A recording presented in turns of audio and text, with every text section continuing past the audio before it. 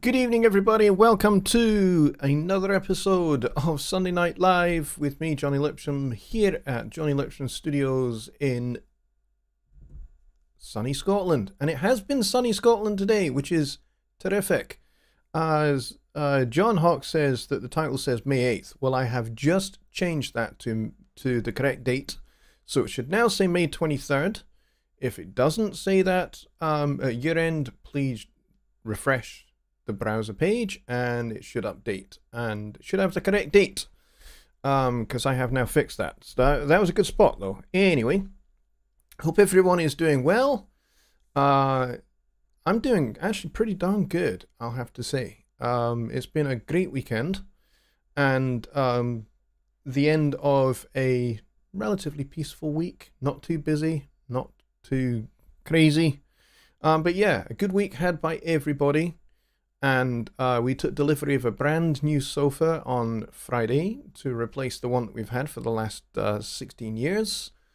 And it is fantastic. We had it custom made and it's beautiful and it's just great. So we love that. So let's go see, who do we have here? We have just Bob, we have Kyle, we have my personas, which I know is my friend Rich. We have Billy Morgan. We have John Hawk, who I've just been talking about. And we have Alps Media, my fantastic sponsor. And we have Paul Morgan, who has a question, which we'll get to in a wee minute. And Kevin's Guitar Stories was asking if he has time for a pee. I hope I gave you enough time there. I don't know whether I did, but hopefully I did. Let's see. Don Oliver's here. He was asking, was Johnny Gibe on last night? I don't know whether he was or not, to be honest. I actually, for once in my life, took leave of having an early night last night, so I don't know what happened. Let's see, who else do we have here? Andrew Lamb is here as well, and Old School Funk and Soul is here as well, which is fantastic. So hopefully you guys should now see that the title of the show is now fixed. The correct date is there. I just didn't change it because I basically used the same settings for each show. I mean, there's no point in me creating a new show in OBS every time and in YouTube, so I just recycle the same settings. No.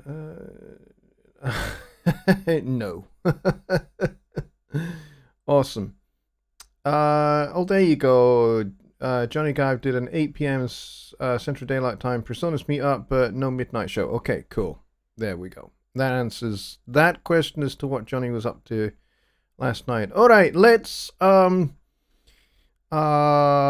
will get to Paul's question in just a minute, but something that I have seen rumbling about, and I'm not talking about my bottom or the weather or anything like that, but one thing I have seen being talked about quite a bit is parallel compression and when you can use it, how to set it up in Studio One, and you know, kind of what instruments do you apply it to, that kind of stuff. Now, a lot of people, your immediate first thought, if you have heard of parallel compression at all, I mean, some of you guys may well already be old hands at this parallel compression stuff, and you've done it like loads and loads and loads, and you know everything there is to know about it. In that case, sit back, relax, and you know, here is my take on how you do it. This is just my opinion. This is just my method that I'm going to show you. And your mileage and what you do may vary, and that's fine. Providing you're getting the results you're after, great. I'm not going to argue about methodology because there's no real point in arguing about methodology. However, suffice to say, that yo Cleon, good to see you, mate. Suffice to say that you can pretty much, I personally think, apply it to most audio sources. Doesn't have to just be drums. A lot of people, they will just use it just on drums because it adds extra punch, adds a whole bunch of excitement to drums, and that's great. So that's kind of where I would suggest you start if you've never used parallel compression or you've never explored it before and what it can do. But yet, it can add an extra level of energy and dynamics and excitement to a drum groove or any other audio source for that matter, and can really bring things forward in the mix and give your mix a real sense of punch and definition and energy is what it can do for you. So for those of you that have never done it, this is my take. And as Kyle says here, he says parallel compression is like hot sauce. I put that on everything. Yeah, I pretty much do too, to be honest. But it really depends upon the genre that I'm working in, how much I use and how much I do it. So sometimes in a jazz setting, like if it's a you know, kind of low key, you know, ballad setting, like it's, you know, an arrangement of All the Things You Are by Jerome Kern or something like that, then I'm not really going to use a whole lot of it. I might use a smidge of it on the drums just to bring, you know, if there's like brushes and you know, there's that stirring motion being done on the snare drum with brushes, then I might use just a little bit of parallel compression just to bring that up just a little bit and provide a little bit of energy to that. But you have to be real careful in that setting, because what you can end up doing is you can end up making the brushes sound like you're raking leaves on your driveway, and you really don't want that sound. You don't want that gravelly sound. You want a nice smooth buttery sound for brushes, and some of that's to do with EQ, some of that's to do with just, you know, kind of what you do compression wise, and should you use any compression at all. For the most part I won't, but if I'm dealing with something that's got a bit more of a beat to it, is maybe a little bit more rock orientated, I mean basically if I'm going from jazz, and this is the kind of like the popular music spectrum from jazz all the way through to kind of heavy metal and you know, more extreme forms of music, getting into industrial and that kind of stuff, then that is also going to be my spectrum of how much compression I'm going to apply to audio. So the heavier the music gets and the more of a beat there is and the more of a sense of a pulse there is to the music, then the more likely I am going to apply compression and also parallel compression. So in the particular case I have got here, hang on just one second. In this particular case that I've got here, we're just going to flip over to Studio One. Here, which is my song Paper Deity from my my EP from years ago. I really do need to make another record. I do have songs that I'm working on. I just haven't actually got them ready to that point where I'm happy to release them yet. But that is going to happen. And, you know, time has been a particular pressure the last couple of years with COVID and everything else. So once all of this has kind of died down and settled down a bit, then I'm definitely going to get into finishing up my mixes and getting my songs into another EP. So going back to this guy here, I've only got one parallel bus here, and that's for drums. But this song has a little bit more of a beat to it.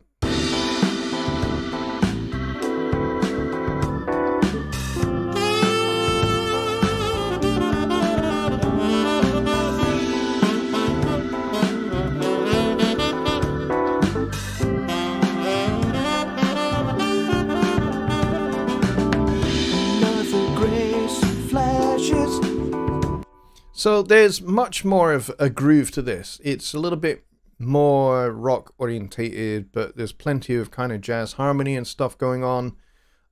So we bear that in mind. Now, for this particular song, I've only actually done parallel compression on the drums, just to make the drums have that extra sense of forward motion, and nothing else has that in this particular mix. That's not to say that we couldn't go to town and kind of add some of that to this mix.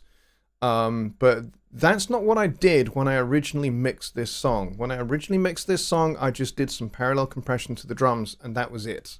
I left it at that and left everything else just kind of as is. So how do you go about setting this up? Well, it's pretty simple.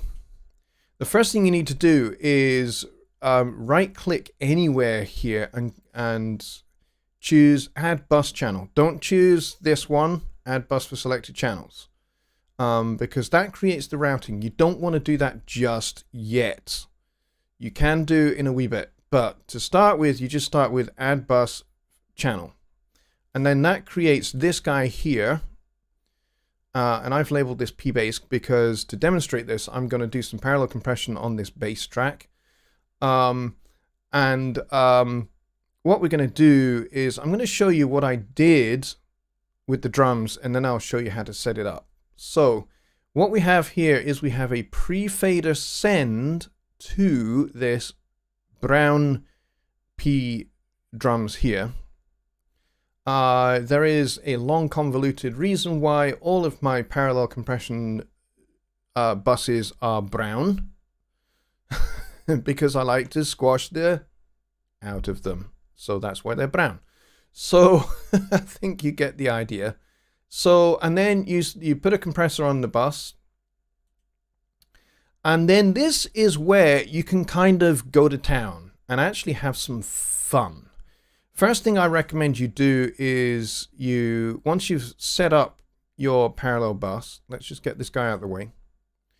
The first thing I recommend you do is you turn it all the way down, like I have done here for this bass bus. Just turn it all the way down to the bottom. And then put this guy in place. Now you've got the pre-fader send, which means any of these fader settings are not going to affect what is being sent to this bus. Make sure that this guy is set to 0 dB. You want a full 0 dB signal going to this bus. And once that's happened, sorry, I was distracted by something somebody said there. Once you've done that, turn the guy all the way down to 0. And then what you'll want to do is, I actually do this mostly by sight to start with.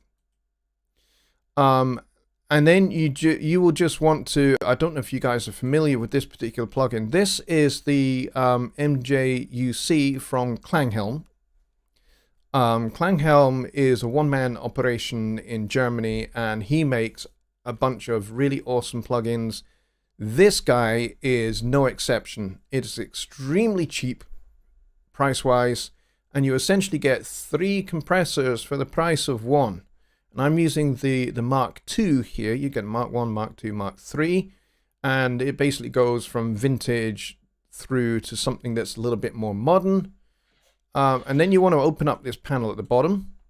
This is very, very cool because this is where you can add some color and some drive to the compressed sound that you create here. And then I'm slamming this. I'm putting this into limit mode. And then I crank this dial up pretty high. And then I dial up the makeup gain afterwards.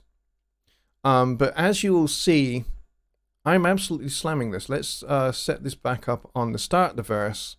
And I've got this set to a fast recovery time and a slowish attack to allow plenty of that transient through before it gets smacked. But look how much compression I'm doing. Another grace flashes past the window on the 13th floor. So as you can see, I'm absolutely slamming it, but you don't really hear it. So let's solo this guy up.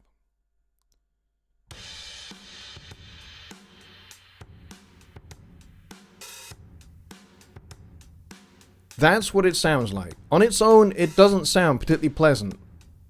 Everything is really absolutely squished to Hades. And this is what I do.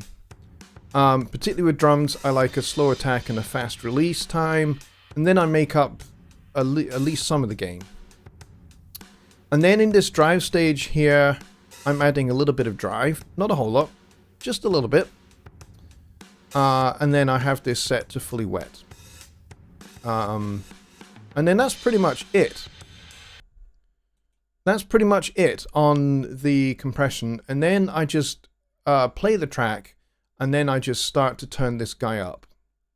And the idea behind this, if you've never done this before, is you want to tuck in underneath your drum sound this parallel bus, this parallel very, very compressed sound. And what that does is I don't know, it's kind of like magic really, but it just gives the sense of bringing the drums forward, and particularly with snare drums, it makes that snare drum really, really hit home. And particularly in a more rock orientated song, it's ideal. It gives the kick drum a lot of punch, and it gives the snare drum a lot of smack, which is what you want in a more rock orientated song. So that's why I kind of do it on drums to start with. Okay, so now that we've done that, let's get to doing this on the bass. Ken says, have you ever used the trick to double the bass track and compress the highs and lows separately by low cut and high cut on the two tracks? I have done that, and I also tend to overdrive the highs as well. The reason why I would do that, and I would tuck that in as well, the reason why I would do that is so that, particularly on smaller speakers, or less bass response friendly earbuds, and there are some of those around, and on a cell phone speaker, the bass still cuts through. And the weird thing about doing that is that, particularly on small speakers like cell phone speakers, when you overdrive the highs so that they come through a little bit distorted, the cool thing about that is that your brain fills in the gaps. So you hear the bass and you hear it a little bit distorted, but you hear it, and your brain fills in the low end for you. It's really weird. I don't understand. It's some kind of psychoacoustics. Don't quite understand how it all works, but it really does work. And it's a very, very cool little trick. And maybe we'll do that in another show. All right, so let's go to town on this bass, and I think we might use a similar compressor, or shall we use this Brainworks Opto compressor, because this Opto compressor is similar. Come on, let's go on there. Thank you very much. All right, so we have our nice little Opto compressor. I'm going to unsolo this guy.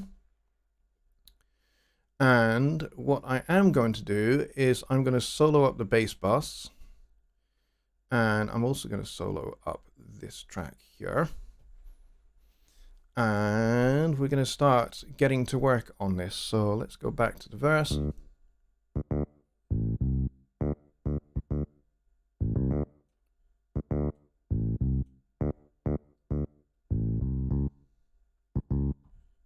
Hang on just a minute. I've not set up the send. That's really dumb. Let's go and do that. Come on. Here we go. P-bass. We'll set that to pre-fader. We'll bring this guy up to 0 dB. And I can control click it to make sure that it is 0 dB, which it is. And then we'll go back over here and we'll hit play again.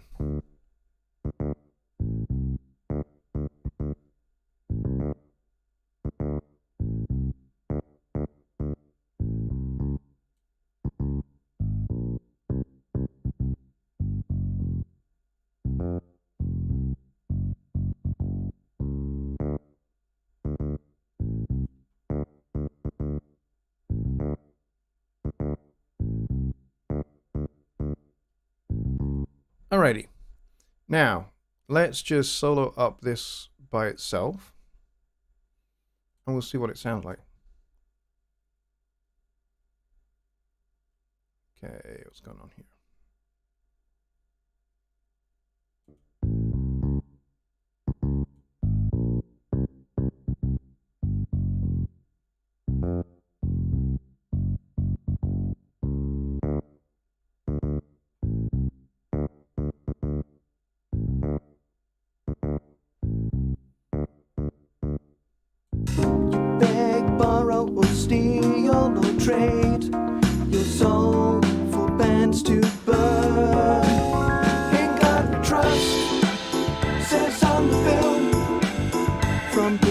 dust.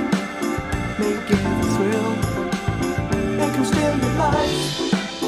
Dominate your goals. Make a drop and strife.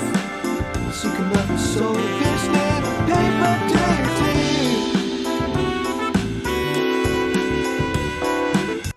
And there you go, just like that.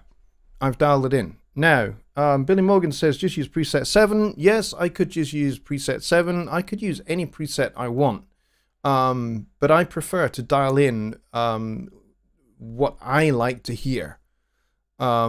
Yes, I could just use a parallel compression preset or a smash preset or something that just absolutely slams just with one click. I could do that, and there's nothing wrong with using a preset for sure. I'm never going to object to anybody doing that at all. Presets are great. Presets are really, really useful. They are a great way to find a starting point. And I could have done that. I could have just found a starting point really quick and just gone, okay, there we go, and then dial it from there. That would have been one thing I could have done. But I chose not to. Bobby Booth says, on my bass parallel, I usually set my wet dry setting to about 3/4. Yeah, you can certainly do that. That is another way to do it. There are so many different ways in which you can skin this cat. One way is you can actually use the splitter, and you don't need to do a parallel bus channel at all. It kind of depends what you want to do.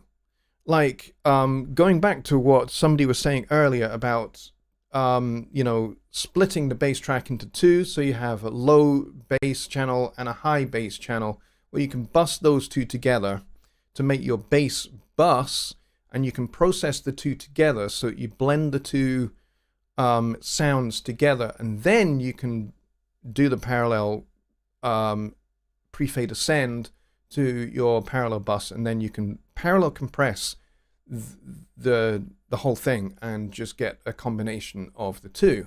Or you could just do the parallel compression on the lows or the parallel compression on the highs, whichever you prefer to kind of like be more forward in the mix. So that is a quick, and I mean quick, demo on parallel compression and how to set it up, and or at least one way to set it up. Using the splitter is another way, and it means you don't have to create another channel. You can just split you can just literally just split the signal in two, have a completely compressed one side and a completely not compressed the other, and then you can use the blend. There's like a little pop-up fader on the two sides, and you can just blend those two together, and so you're doing it all internally on that one channel, and you don't have to create a parallel 0 dB pre-fader send or any of this. It depends on how you want to do it. I'm a little bit old-fashioned, and I like to do it with bus channels. But certainly the splitter is a great way to do it. And arguably, you probably have a little bit more control using the splitter than you do doing it this way. It's just kind of whichever you prefer, personally. But there you go. I hope that helps for those of you who have never done that before. Splitter would be another great way to do it, for sure. Splitter is really cool, Bobby. If you don't understand it and you've never used it before, I did a video series a couple of years back on the splitter, and it is well worth checking out. It's a 3-part series, and it will teach you most of what you're going to find valuable and useful in doing things like parallel processing of any kind, whether it's parallel EQ or parallel compression or any other kind of processing that you might want to do, where you might want to split. I mean, the cool thing about the splitter is you can actually turn it into a multiband dynamic EQ by using the frequency split and then putting a compressor on each one of those frequency bands. You turn it into a multiband compressor, you can certainly do that. That's another very, very cool way of doing that. Billy Morgan says, I'll put a compressor on the track and use wet dry to dial in. Yes, that is another great way to do parallel compression, is just use the wet dry knob. For sure. There's plenty of different ways in which you can do this. And that's one of the things I love about Studio One, is just how easy it is to do different things a variety of different ways, or the same thing 4 different ways. It's one of the most powerful things about Studio One, in my opinion. Alrighty, let's get back over here. And we'll get to Paul's question. Old School says, Splitter is only available in Pro or Persona Sphere. Well, yes, it is available in Persona Sphere because you get Studio One Professional with your membership of Persona Sphere. So it's not Studio One Professional or Persona Sphere. It's Studio One Professional, but you can get it either as a perpetual license or you can get it through membership of Persona Sphere. And yes, the splitter is only available in the professional version.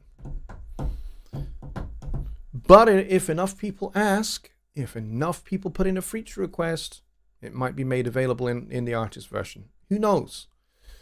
One thing I have found is that the guys in Hamburg don't necessarily take too much persuading about changing certain things. But yeah, worth putting in a feature request if there isn't one there already. You can skin cats in many ways in Studio One. Yeah, absolutely. It's great. I love it that they haven't locked us into only being able to do certain things one way. It allows for a variety of different workflows. All right, so Paul's question, which is much more about, and Bob's put a question in here as well, actually. Would that be in conjunction with sidechaining or a step before sidechaining, like bass guitar, kick drum? Sidechaining is kind of a different thing. You can do sidechaining either before or after parallel compression. And sidechaining, particularly with kick drum and bass guitar relationship or upright bass relationship, using one to kind of tap the other down a little bit so that there's, not too much in the way of fighting going on between the two things. That's kind of a separate issue, but certainly that is certainly another thing that we can look into as well. All right, let's get to Paul's question, which was, I'm trying to find it, and he's referring to composing or songwriting or arranging. And he says, does everything have to be major or minor, or do some keys seem like neither? If so, what alternatives do we have? Good news. There is an entire system that predates the whole major-minor tonal system. And it's called the Gregorian Modes. And I know that there are some folks here who they love modes and they use them a lot. And so if you want to avoid that kind of being in major or being in minor tonal concept, then certainly making use of the Gregorian modes is going to be a good thing. There are a set of minor modes and a set of major modes. The ones that we're most familiar with are the major modes. So things like starting the C major scale on a different note. So these would refer entirely to white notes, but you can transpose the scale pattern so that it is in any key center. So if I was to take the C major scale, if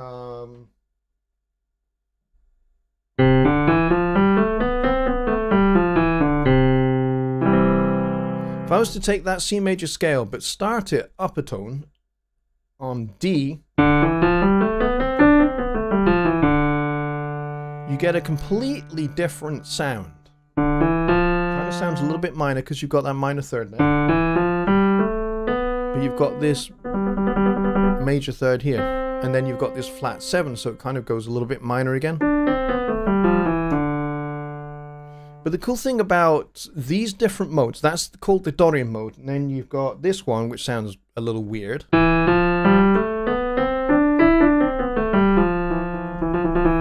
because you've got this minor second here. So kind of has a little bit more of a kind of Middle Eastern flavor to it. The cool thing about all of these modes is that you can avoid that kind of major or minor sound. And there's a way in which you can do that. And this is a harmonic tool, but you can apply this to melody as well. So with harmony, making chords out of all of this, you can totally, completely, 100% avoid all standard chords. Forget standard chords and standard chord progressions. You're not going to need them in this system. You know, in a major minor system, you have clearly defined 2-5-1 or 3-6-2-5-1. Those are all clearly defined chord progressions, or 1-4-5-1. Those are all clearly defined chord progressions that popular songs have been written around for decades. You can get totally away from all of that by using modes and just going, I have only these 8 notes. And what I can do with these 8 notes is I can totally forget all about chords, and I can just pick a few of these notes and make chords out of them. So I could go,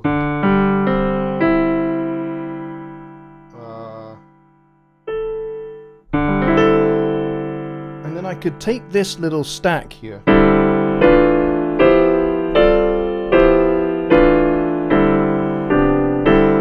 I can move it around. Move my mic a little bit closer, and I can move it around. So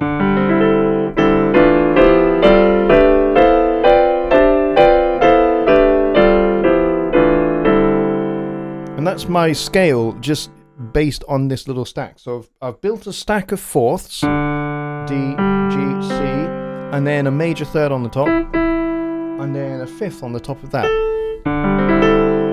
And it's really, really open sound because there's no minor thirds in there at all.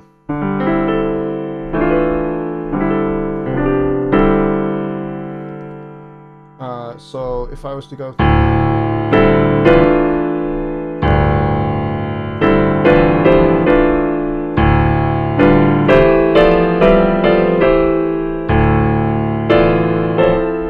and then you can open it out a little bit more, or you can close the voicings altogether.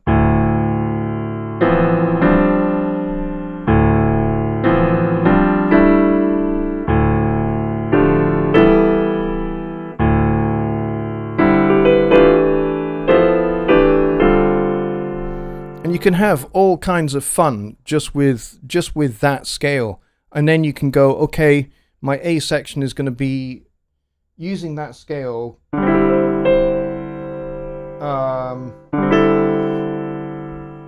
you know, that same scale, but starting on D, and then I might either go up a step, and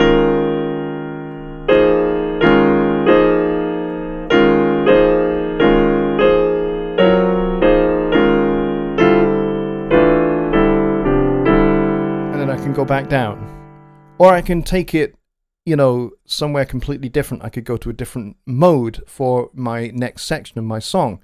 And that way I'm not restricted at all by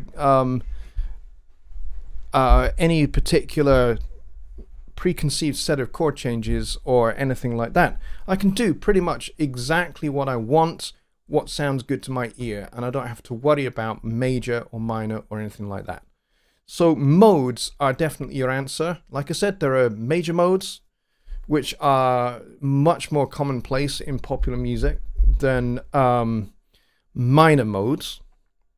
Although minor modes do exist, they just have, they're a little bit more tricky to understand, and they're a little bit harder to kind of define and explain. Whereas these ones are pretty easy. You just have Dorian, you have Phrygian, you have Lydian, you have Mixolydian, you have Aeolian. You know, there's like all sorts of Greek names for these. But, you know, therefore they're a little bit, you know, they're fairly easy to understand. Whereas the minor modes, they have some strange kind of intervallic relationships within them because they're built on minor keys rather than major, and they're built on melodic minor keys rather than harmonic minor scales. So they're a little bit more complicated. But if you want to know about the minor modes, the major modes, then no, I mean the minor modes. If you want to learn about the minor modes, let me know. Just drop me an email and say, hey, I'd like to know more about those more obscure kind of minor modes, and I'd be glad to kind of help you out with that. But that's a really great question, for sure. Let's see. And I don't think there are any more questions, which is a bit of a shame because we've got like 20 minutes to go. But that's a great question. Bops is here. He says, Baby Shark by Debussy. Baseline. That's funny. Let's see. I'm trying to see if there's any other questions. And I'm not really seeing anything.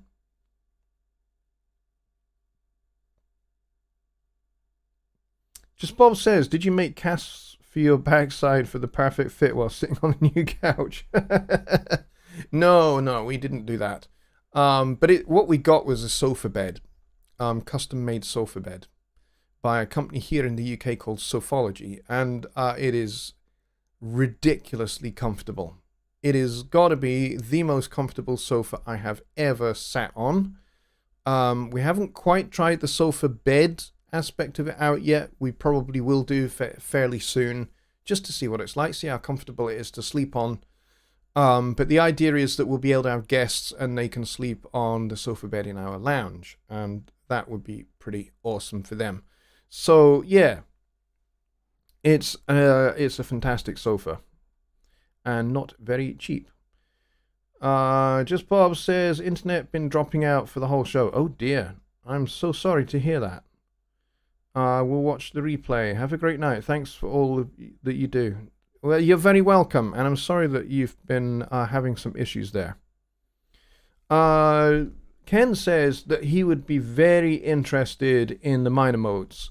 Yeah, I did some study on the minor modes when I was, in fact, I did quite a lot of study on the minor modes when I was at university, doing my my jazz composition degree. And so one of the things we had to learn about was the major modes and the minor modes. And yet they are cool, but they are tricky to get your head around, for sure. But yeah, if you're up for that, Ken, then maybe you and I can talk. Just drop me an email. Rich says, a little overview of the splitter would be cool in helping folks understand it. Splitting more than once, for example. Splitter. Let's see. Let's go and do a new song. And we'll just create an audio track.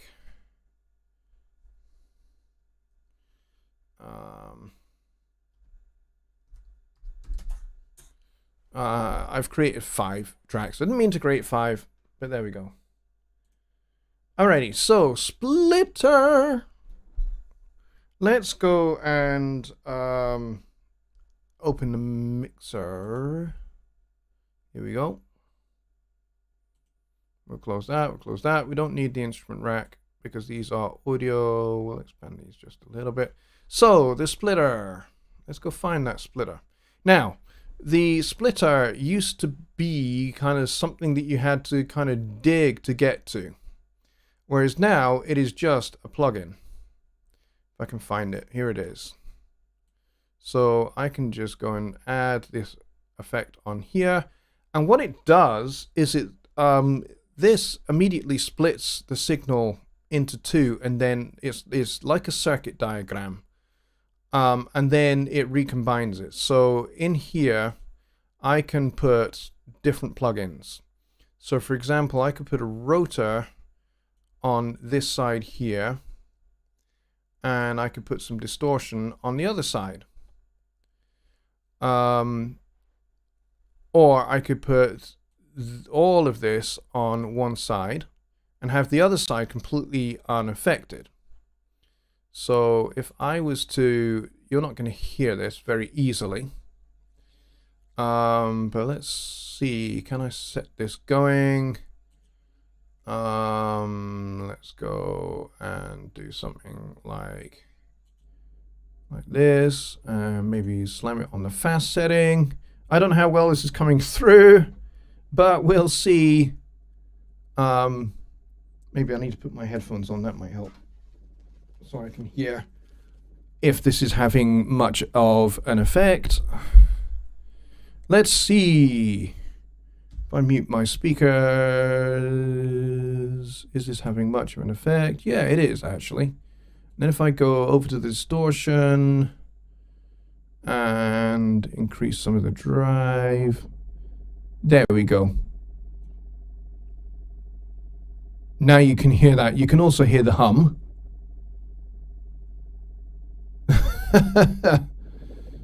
Let's go and edit this. And what I can do is I can blend this.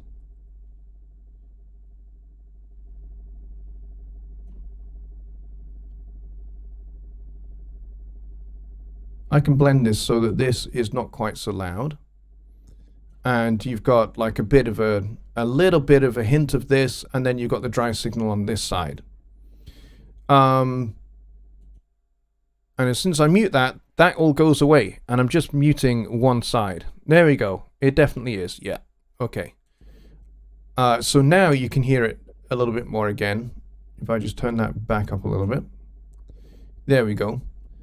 So now we've got the rotor in full spin. There we go. And I'm going to slow that down. And if I was just to record this just for fun. Hello, hello, hello, hello, hello. And then take that out of record mode. And do I need to take my headphones off? Hello, hello, hello, hello, hello. And then what's really cool is you can split again. You can add another splitter. So I could do a split here, and have a split within a split. And I can put other stuff on one side or the other, or I can move this over on this side, and I can split this one to however many splits I want. I can do up to 5 different splits, which is just insane, to be honest. And I can just willy-nilly just chuck plugins at either of these splits here, and then I can blend all of this into taste, which is absolutely insane what you can do with this. But it's great fun. It's great fun to play with, and actually really, really useful. And like I said, I've got a 3-part video series that covers the splitter, including how to do channel split and frequency split. As well as the normal split. So, you know, I can, for example, I can have this only affecting above, let's see, above 281. So everything that is below 281 is not going to be affected by this splitter here.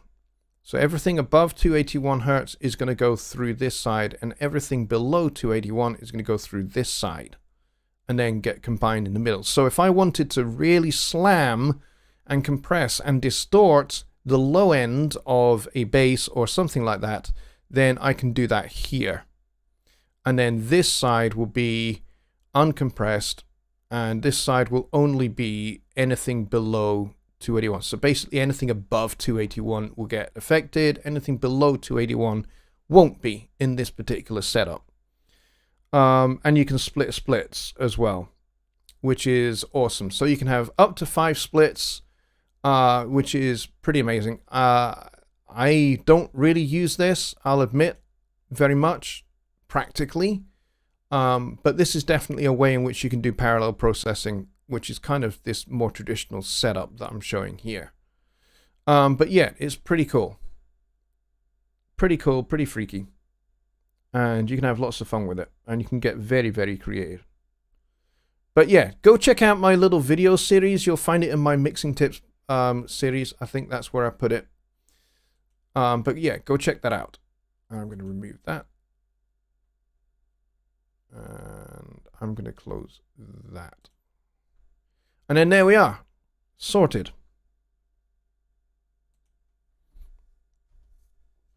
I'm going to take those off now.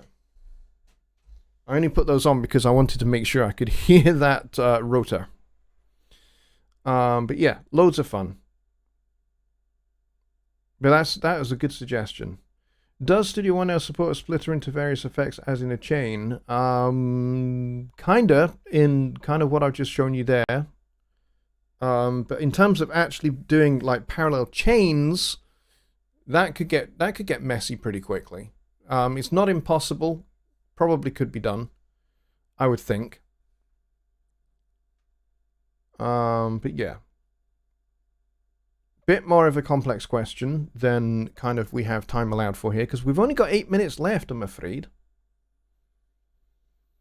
But yeah, that's kind of where it is, and we're a little bit low on numbers tonight. We've only peaked out at 20. It'd be nice if we had a few more people in here. But that's okay. It's 20 fantastic, awesome people. Who are asking some really great questions. So if you're here and you're watching and you have not asked a question, but you have a burning question that we can deal with in 8 minutes or less, then please do get that into the chat. I would love to answer your questions. Especially if kind of all of this is kind of new to you. Studio One is new to you and you don't quite know your way around yet, then please do get your question into the chat. I'd love to help you out. Which is what this show is all about. Sunday Night Live is primarily about me answering your Studio One questions. That's what it really exists for. What's your song of the week? What? You mean that I've been listening to personally? I've been listening to Miles Davis actually quite a bit of late. It's funny when I'm working and I'm working on my day job at Presonus. I'm in here. This is where I work for Presonus, right here in this room. And for the most part, the last few days, I've been listening to the Miles Davis Bitches Brew record, and also the live gig that he did at the Fillmore East with Tony Williams, Dave Holland on bass, Chick Corea on Fender Rhodes electric piano, and Wayne Shorter. And it was pretty epic, pretty awesome gig. And they were opening for Neil Young and Crazy Horse. So pretty much a rock audience were there at the Fillmore East when Miles played that show. And it's pretty awesome. It's pretty amazing stuff that they played. It's kind of the very beginnings of what we would now call fusion. This kind of alloy, this blend between rock music and jazz, taking the ideas of Coltrane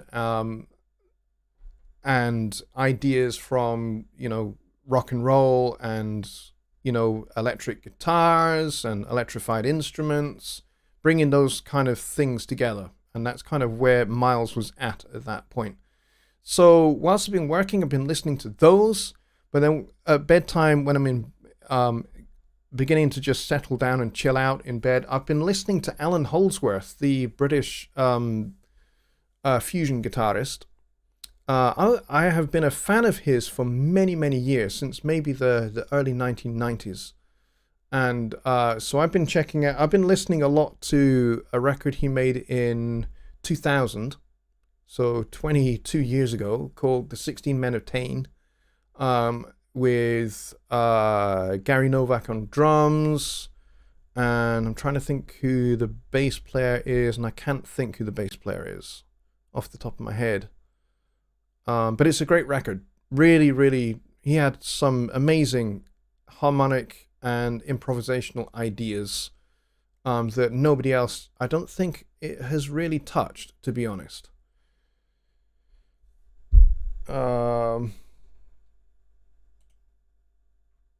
Yeah, that's kind of what I've been listening to. summer Sundays in the USA, folks are usually out and about. Yeah, well, they are here as well, for sure. And it's fine. It's fine. I'm not at all upset by only having 20 people here. It's 20 fantastic people. You guys are amazing. You guys are great, and I love your support. So if you liked what I have been talking about and showing and demonstrating tonight, then please hit the like button down there. And then if you have not subscribed to the channel yet, hit the subscribe button and hit the notification bell and select all notifications, because I have a bunch of videos coming, which I've been working on for the last few weeks, that I'm itching to get out there, and I would love for all of you to know about those videos when they go up. So hit that notification bell, select all notifications, and that way you'll get a notification when the video goes live, and when I'm live here on Sundays and occasionally on Wednesdays, because I do a show with Jonny Guy on his channel called Songwriting Simplified, and we have for maybe the last 6 years run that show, and for the most part we host it on his channel, but sometimes circumstances intervene and I have hosted it here on my channel. So if you have all notifications selected, then you know that you need to come here on a Wednesday rather than over on Jonny's channel. But I do like to try and make sure that I advertise if that kind of thing is going to happen. But it doesn't happen that often, to be honest. But also, if you have a suggestion for another topic, like tonight we looked at parallel compression, and I think the week before we kind of looked at EQing your ambient effects, your reverbs and delays, so that you can prevent mud being built up in your mixes. Not a lot of people know that. Not a lot of people know that that's kind of where mud can be present. They think, oh, I need to just high pass filter all of my channels. Not necessarily. Quite often the build-up is in your reverbs, especially if you have several reverbs or several delays. That's probably where some of the build-up is. So we looked at that last time, and then tonight we looked at parallel compression. So if you've got an idea for next Sunday, drop me an email. Go to my website, which is right at the bottom here, below my fingers, jonnylipshamstudios.co.uk. Go there, and at the bottom of that page, just scroll down to the bottom. There is a message feature there, and you can just stick in your email address and type in a brief message describing what it is that you would like me to look at next Sunday or a future show, and we'll feature it. We'll deal with that topic. It would be great if I could build up a nice little bank of topics so that I've got several that we can be looking at over the next several weeks. So if you guys are up for that, then please do that. And that was too many do's in the same sentence. Same guy that did the candles we burn. What? I'm not quite sure what that's referring to. But anyway. John says, interesting listening. Yes, very interesting. And Rich is being Mr. Super Helpful and is linking to my website, which is very, very cool. Thank you for doing that, Rich. That's where the messaging page is. If you're not really sure, I can show you where it is. That's easy enough to do. All right, so here's the website that Rich has just linked to. And all you need to do is you can either scroll down or you can click here on Contact Us, and that'll take you down to the bottom here. Stuff your name in there, stuff your email in there, and ask me a question. Or, say, hey, it would be really great if we looked at X subject on Sunday Night Live. That'd be great. Cheers. And then hit send. And what that will do is that will send that message to my email inbox for Jonny@jonnylipshamstudios.co.uk, and I'll get your message. And that will set me up for next Sunday or for several Sundays' time. That would be really great if I could get a little bank of subjects going. All right, so with that in mind, we are pretty much at the end of the show.